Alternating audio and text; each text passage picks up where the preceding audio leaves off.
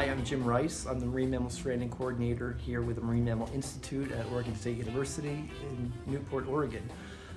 And I manage the Marine Mammal Stranding Network. I'm in our necropsy room right now working on a Guadalupe Fur Seal, which is a pinniped species that we see from time to time here along the Oregon coast. This is a young male. He stranded last June here in Newport.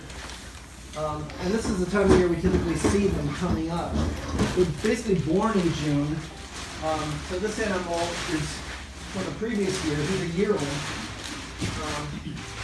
And he nursed for several months, not as long as a sea lion, but much longer than a seal.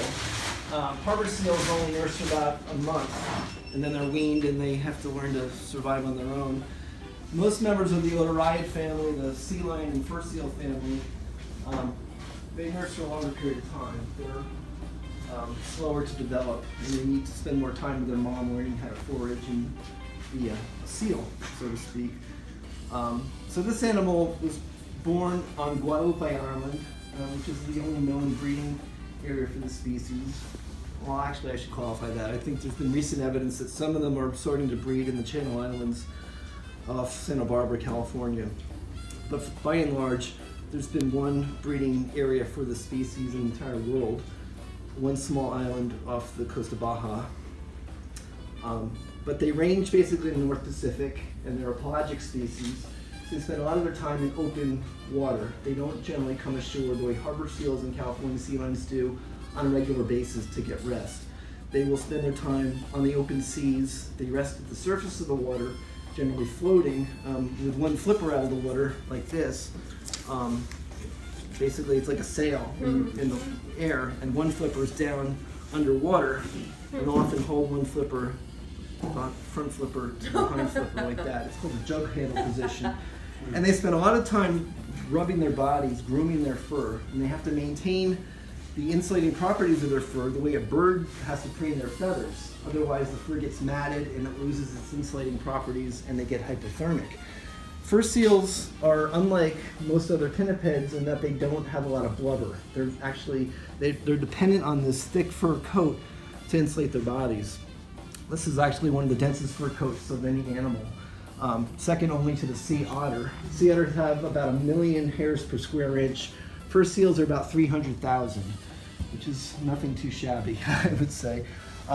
When I'm cutting him, you're going to notice the fur is going to start coming off. It's kind of like feathers coming off. It becomes a bit of a mess because it sticks to pretty much everything I cut with.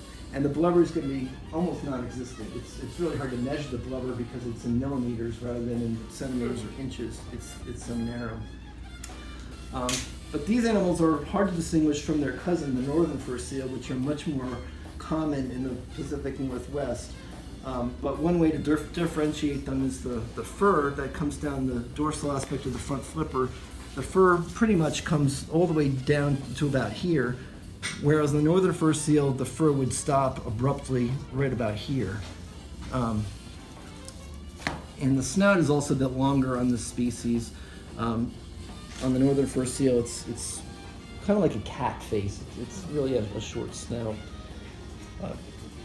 The adults don't get an awful lot bigger than the juveniles, at least the females. The adult males can get up to about 5 or 6 feet long, but the females probably max out about 4 feet.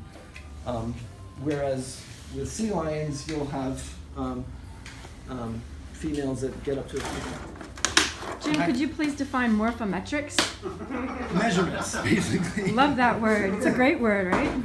Yeah, it sounds more scientific than measurements. That's awesome. Morphometrics. Although I feel like a tailor when I'm doing this, because I'm taking measurements of different aspects of the body, including the girth and things.